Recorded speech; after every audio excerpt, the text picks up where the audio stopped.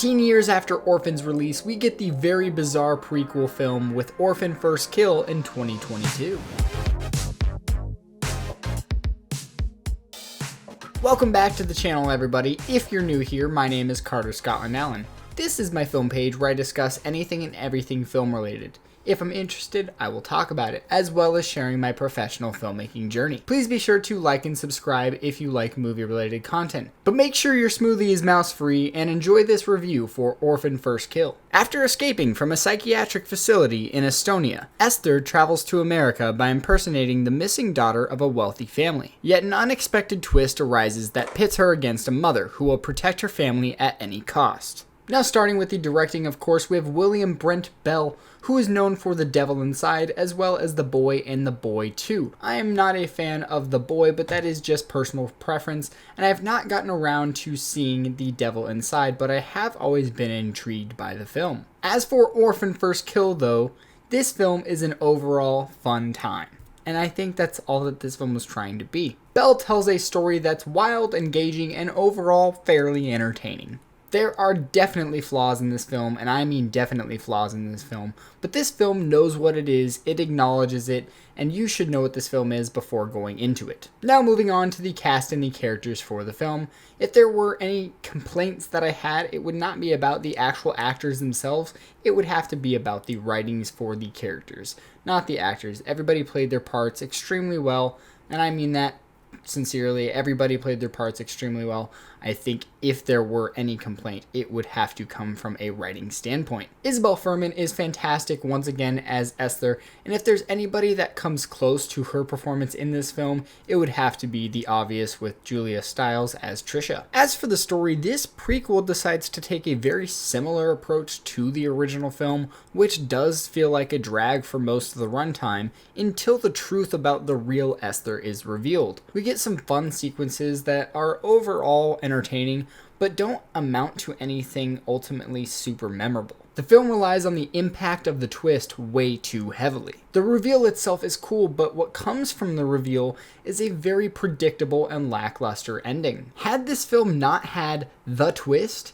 it would not be memorable for any reason other than being the prequel to Orphan and having Isabelle Fuhrman back again as Esther, the crazy child killer. Overall, the story was fine. It was entertaining enough. Doesn't do anything special for me. I did find myself dozing off a little while from time to time, as well as the dialogue just wasn't that compelling or engaging. As for the visuals for the film, the visuals look fine for the most part. I thought they did a good job at doing the forced perspective cinematography with Isabelle Fuhrman, trying to make her still look younger. I did think they did a fantastic job. Obviously, it's not going to look perfect, especially with using no real de-aging type of effects.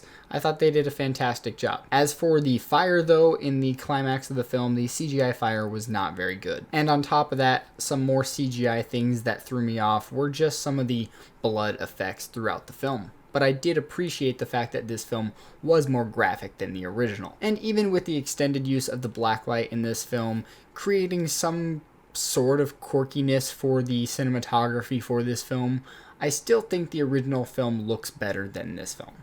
As for the score, I think everybody's acknowledged it, but this score is very bizarre, just like its plot. It constantly goes back and forth from instrumental, non-diegetic sound to diegetic 80s music, that Esther's listening to in the car, or, it could be diegetic, sound with the piano that Esther's playing. But then it goes back and forth. It's just very all tonally inconsistent, and it's bizarre. It could be a choice, but it's a wild choice. And I will say the music does add a fun quirkiness to the film. I don't know if it quite exactly works for me, but it's definitely going to work for some of you. Alright, and moving on to the final thoughts for Orphan First Kill. Overall, Orphan First Kill was a worthy sequel in concept, and I am glad to see Isabelle Fuhrman back in the role, but this film just wasn't for me. I didn't hate it, but I was bored after the first 20 minutes, unlike the first film, which I have found much more thrills from.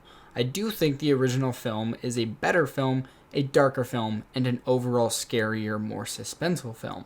All of those things are things that surpass this film. They are reasons why that film is better than this film.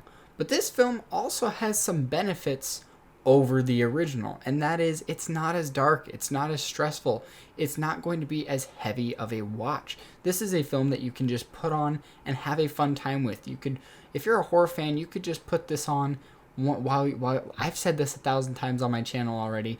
You could put this on while you're cleaning. You know, it's just one of those fun movies where you could just put it on. Oh, hey, what's Esther doing? Turn back to the screen. Okay, she's doing this. Go do your thing. It's just one of those cozy horror films. Overall, Orphan First Kill was fine. I do enjoy the original film. I don't love the original film. It's one of those films that I find it hard to forget, giving me quite a strong reason not to purchase, not because I dislike it, but just because I don't think I will ever need to rewatch Orphan again, especially after rewatching it for Orphan First Kill. It's one of those movies where like the twist is fantastic, but after that you just don't need to see it again, in my opinion.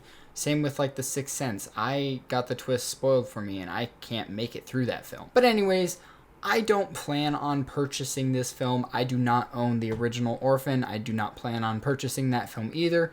They are both fun watches. If you liked Orphan, you will for sure get some enjoyment out of this film. Fun doing this because it's how she got her start in the industry, and it's just it's a cool thing. You know, you wanna give back to the thing that started your career. So it's a cool project for her to be a part of, and I'm assuming everybody had fun on this film, doing some wild cinematography tricks, making her look younger. Those are my thoughts for Orphan First Kill. Please let me know what you guys thought down in the comments below. I'm Carter Scotland Allen, and I will see you guys in my next movie-related video.